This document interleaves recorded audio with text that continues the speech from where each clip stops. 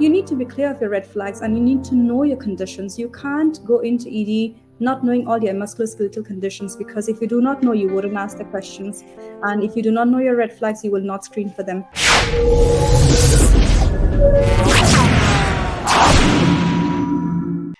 Welcome to the next episode of In the ED Now. I'm your host, Dr. Rebecca Griffith, the ED DPT, and I'm so excited about our episode today.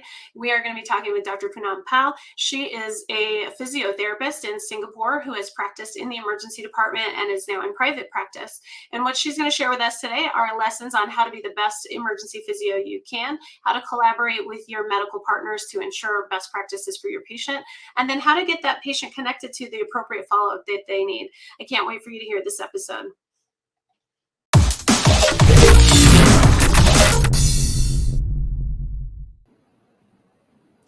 Good morning, everybody, and welcome back to In the ED Now. I'm your host, Dr. Rebecca Griffith, and I'm so happy to have with me today Dr. Poonam Pal.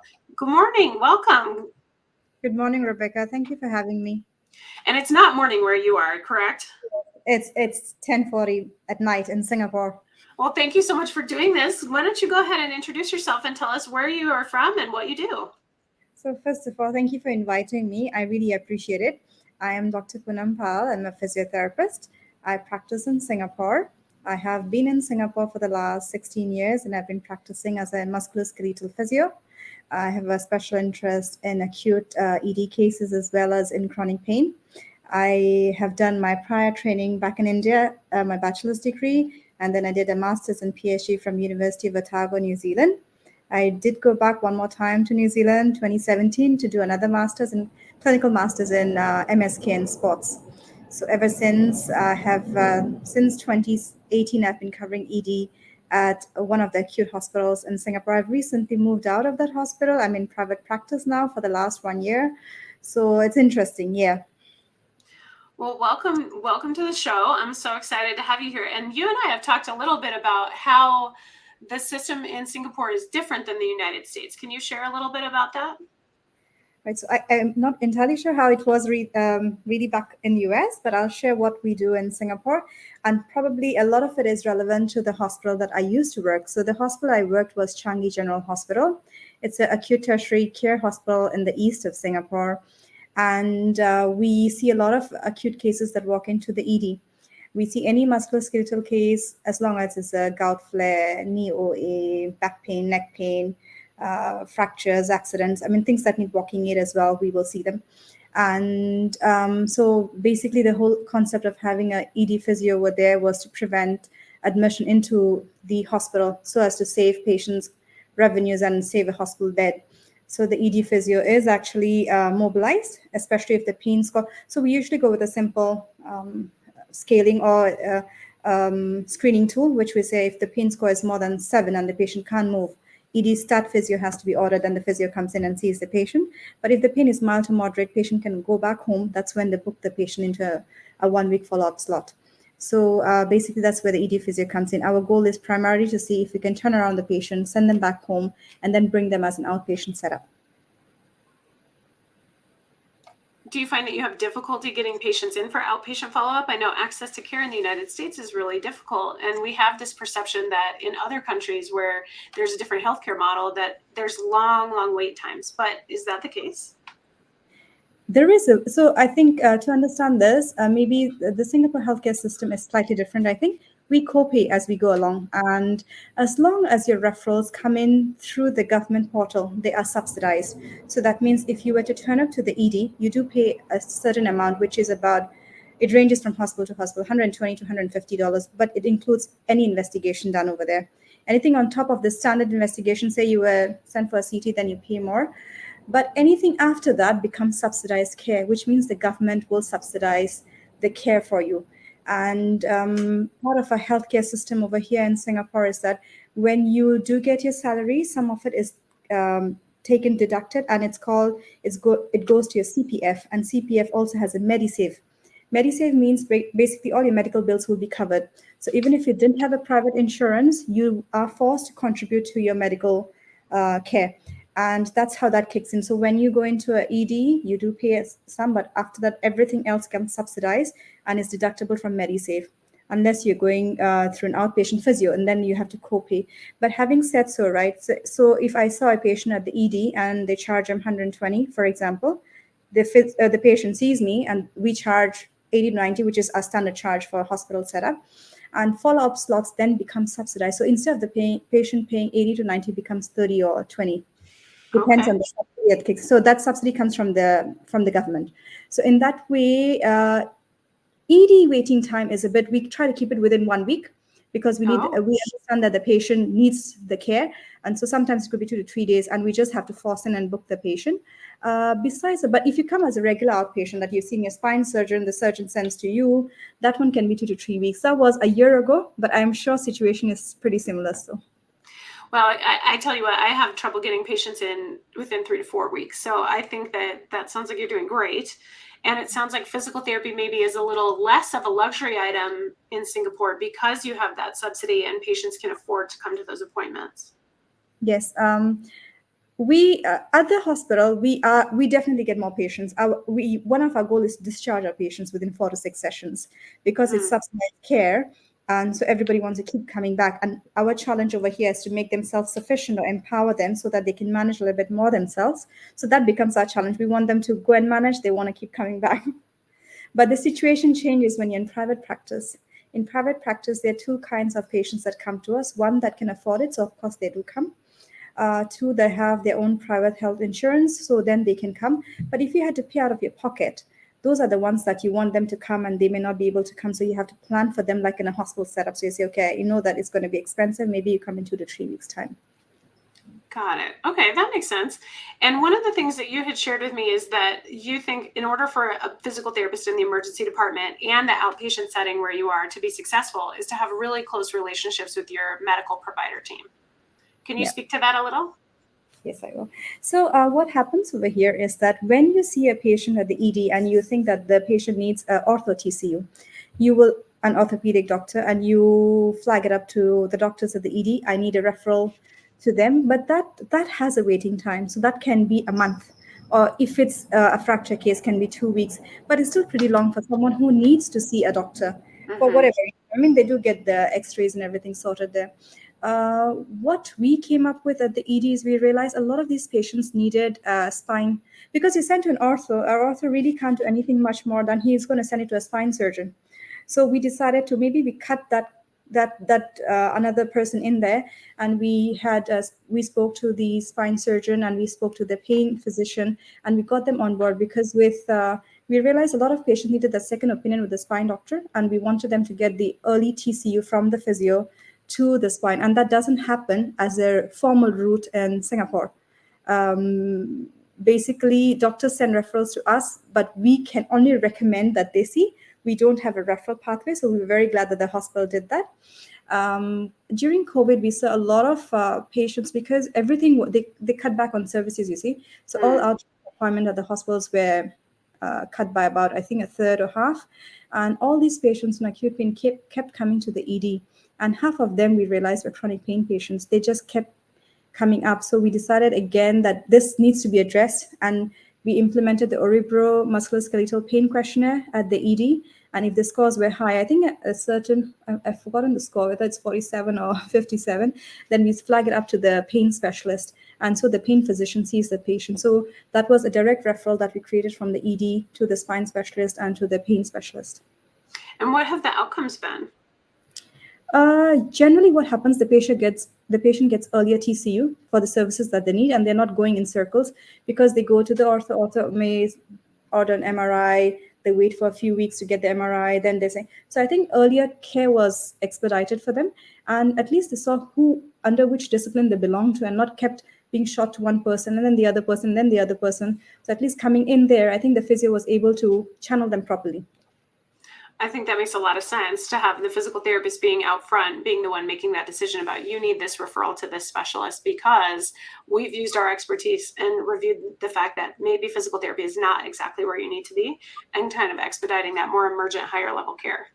Yeah, you're right. And then does that also help you funnel those patients directly into physical therapy that should be in PT?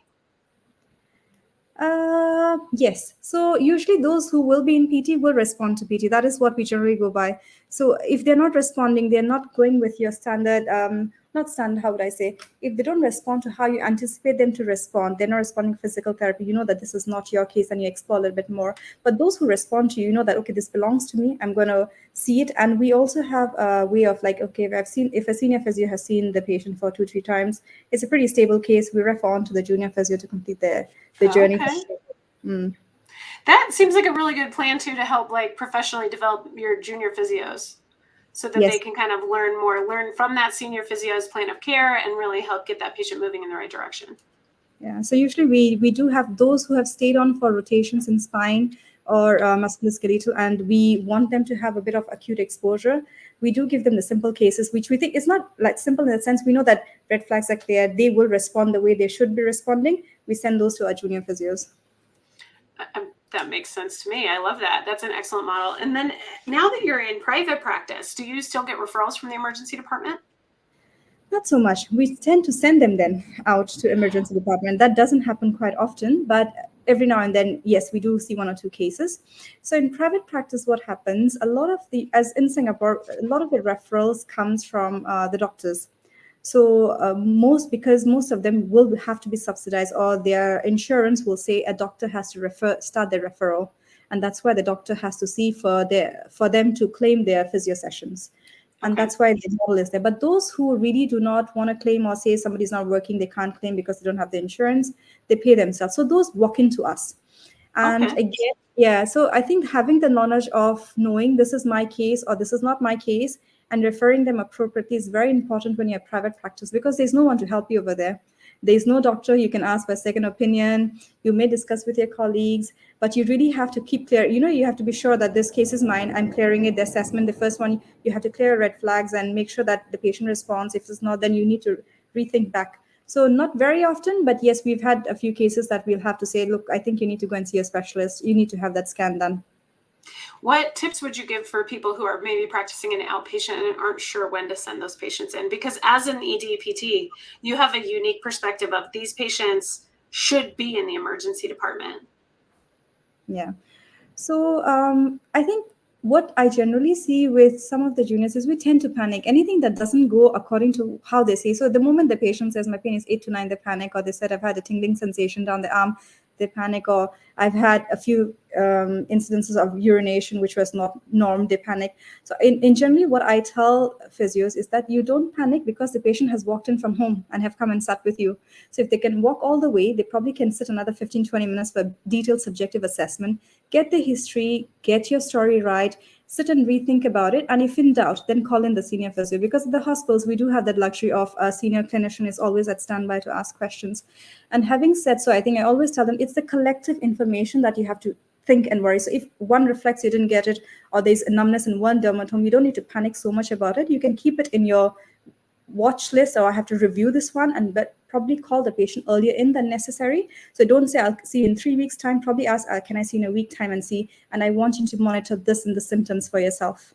Probably give them the whatever cue cards you have, cardiac equine signs and symptoms. If you don't have it, a website, a YouTube link, somewhere where reliably the patient can find the information, rather than you panicking and making the patient more panic, and then the patient starts running around trying to get an MRI when it's not indicative just yet. I think that that's all great advice, especially because we want to keep those healthcare utilization resources low, no matter what healthcare system we're in, correct? Yeah. So tell me, I'm really curious, tell me about a case that you really remember in the emergency department where you were like the perfect person to see that patient, and then how their trajectory along the continuum of care went. I don't know whether I was the perfect person, but I seem to catch it because I was at the right time, I think. Yes, so right provider, right time, right? So I remember clearly, I think there are, all right, so I did catch a few red flags where probably, okay, so what happens, ED is very busy. The doctors are very busy, so I can't blame anybody for it. The patient came in with a mechanical back pain, probably had a history, I shifted something, had a pain, and was mild to moderate. And the doctor says, I'll refer on to the physio, and because we were free. So, like stat physio, we took the case. And the moment you expose the patient, it was shingles. So that was one clear thing that said, then, it's not my case. And you call the doctor, I think this patient is not mine, and I think you need to prescribe the antiviral. And so that was one. It has happened 3 times over my 4 years over there. So it's not very common, but I think what the key takeaway from this is that expose your patients, just assess. So even if the doctor is assessing, we want them to at least, like pull back and at least see where they're pointing to pain. So at least you don't miss out on things that are so obvious. I think the other one that I quite like is one of the cases that young person, I think in the 30s, slipped and fell in the toilet, landed back, hit himself at the back, the toilet bowl, and he came to ED. Obviously, he was in a lot of pain. So a physio saw it in ED and said, okay, I think because he's fairly young, he could still walk, even though the pain score was high, gave him a walking aid, sent him back home. But he called and his appointment was there within 5 days. But he kept calling us in 2 to 3 days' time saying, I need to come and see you urgently. So happens to be I was the physio covering, and this is where I'll say I spoke to this the spine surgeon that I collaborated with, and he came in and he literally couldn't get out of the wheelchair. His mother was there. His 30-year-old plus guy, mother comes in and he cannot stand up. He couldn't lie down on the plinth, and I made him sit on my chair, gave him a hot pack, and then I looked at the extras like this doesn't look like a norm, and I looked at it because I do not know how you're training back in US, but we are only trained on the job to read X-rays and MRI. So there's not like a formal class. So I looked at it and I was like, it looks like probably he has a fracture of the L3, L4, and I because the surgeon was on duty, so I sent him the patient's identifier and said, can you have a look at me? I think that this is a fracture. And true enough, he reverted back and he said, yes, it is a fracture. So eventually, by the time he replied to me was a few hours later, I'd taken a decision and told him, look, I think it's a fracture. We treated it like one. You can be admitted or you can go home and come back on Monday. We will get you an appointment. The patient chose to go back home, and he came back on a Monday to see the same doctor, but the doctor responded to me way later, and the patient couldn't wait. So on Monday, when he went to see the doctor admitted him. So that was very nice. It was reassuring. I couldn't obviously at that point call the patient and said, I think, you should come back now, but I think the patient's okay. I told him, if you still feel miserable, still so bad, please walk into the ED. Otherwise, if you can wait till Monday, that would be great. So that was a very interesting one. And so tell everyone who's listening, how did you treat that spinal fracture in the ED? How did you stabilize that? What did you send him out with? What were your instructions to the patient? He had a walking frame with him. He was given a walking frame, which is again not my ideal walking aid for a 30-year-old. I would send him in crutches, but I respect the previous physio's decision. Maybe he couldn't just know how to use the walking the crutches. So he did. I think he already had a back support. I don't recall whether I gave him one or he already had one. But we gave him the corset. We told him how to get in, get out. Probably avoid sleeping on that side. Take your pain meds as prescribed. Sleep is necessary. If you are still getting the symptoms 7 to 8, cannot sleep at night, please turn up to the ED. And I gave him a hot pack, and that is all. I said, do not provocate your pain. Do not find your pain. Sit in or sleep in a comfortable position that you can. We wait and we see how you go. Nothing much was done for him besides heat and some massage, maybe lightly, advice on pain meds. Okay, so then my next question about this is, tell me a little bit about your scope of practice in Singapore, where you are. Can you order imaging?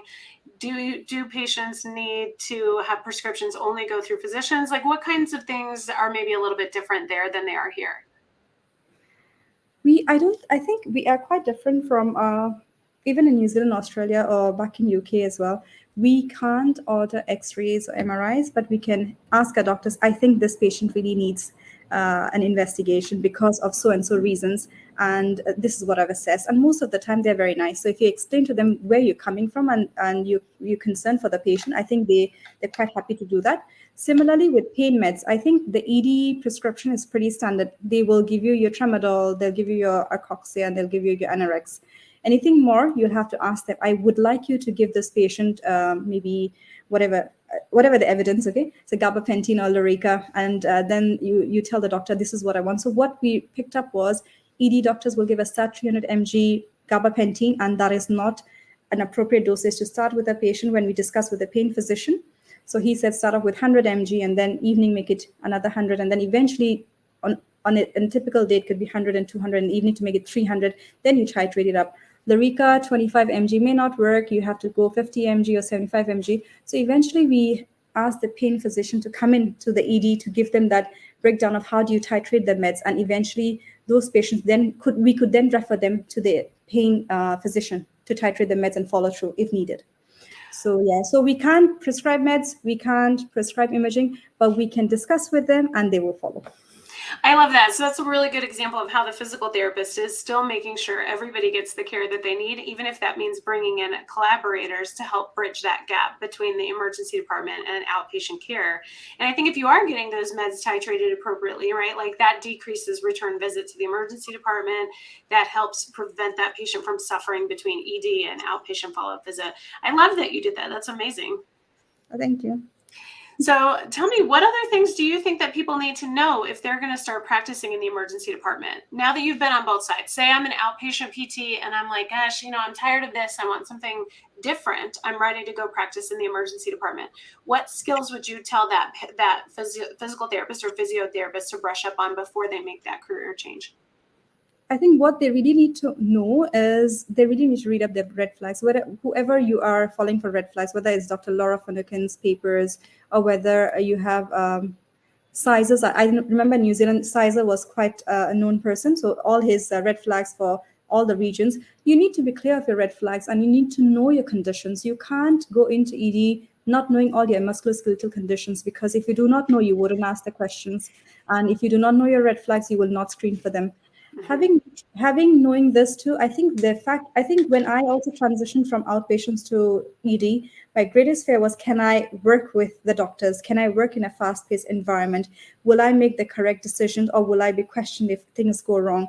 I think keeping all that aside, when you open up to the doctors and said, I am seeing this case, anything I need to know, is there anything you would like to tell me? And just discussing with them, they know that you want the best care for the patient. So however busy they are, they will respect and give you that information.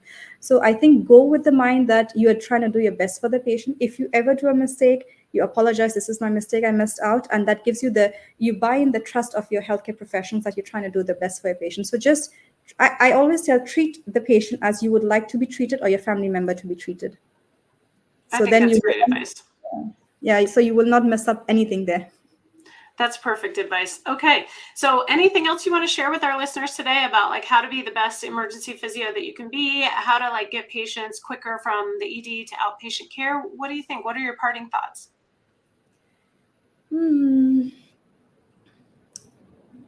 I think most of the time our patients do turn up to ED, especially in Singapore. And I think sometimes they do turn up because they are lost in what is wrong with them. So I think spending some time with them, reassuring them that this is what it is. And I think the sessions that I've had with them and I've had to explain to them, look, like, we will not forget you. Like, even if we cannot understand what's going on now, we will refer you to appropriate people. So we do have contacts with the spine doctors. We do have even just that reassurance. The first session, they feel reassured that, okay, I will be taken care of. Otherwise, they keep turning up to EDs of other hospitals. I've seen patients who, if they are not satisfied with the care given at one place, they could easily go there.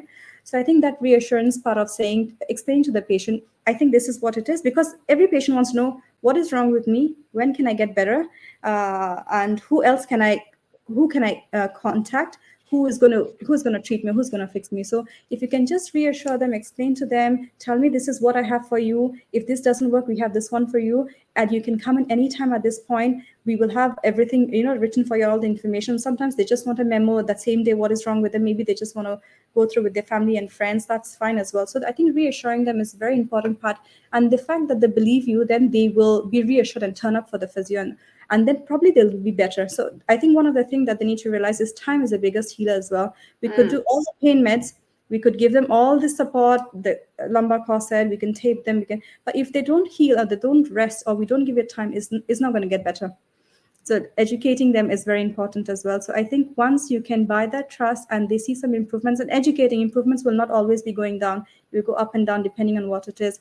And perhaps I think in Singapore, also factoring in what work they do, sometimes some of them do need a medical leave a little bit longer. And that's what the ED physio does as well. Sometimes we feel this patient has physical job. I don't think he can go back to work. We go and request for hospitalization leave without the patient being hospitalized. So we walk into the SSU, we have a doctor, we explain, I think give him 2 weeks of HR, and they will only give you if the ED physio comes in. And that's another system that they formed in the hospital. Oh, that's amazing. So the emergency physio is really making the decision about people's return to their functional activities and their participation in their daily life. Yeah.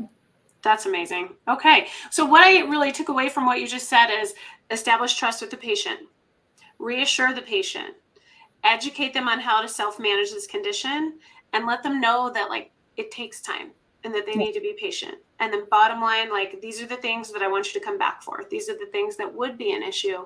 And so that patient is leaving empowered and educated. Yep.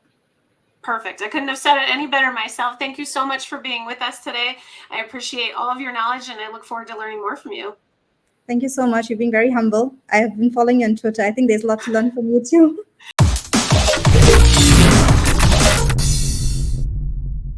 Thank you for listening. In the ED Now is a podcast hosted and produced by Rebecca Griffith, the ED DPT, as part of Rebecca Griffith Physical Therapy, LLC. Our podcast makes you an excellent emergency department physical therapist. This podcast is intended for educational use only and is not intended as clinical or medical advice. While we make every effort for accuracy, factual errors may be present. Since you've been in the ED, I'm prepared to give you your discharge instructions. Please subscribe, share, and find more at the eddpt.com. You're officially discharged.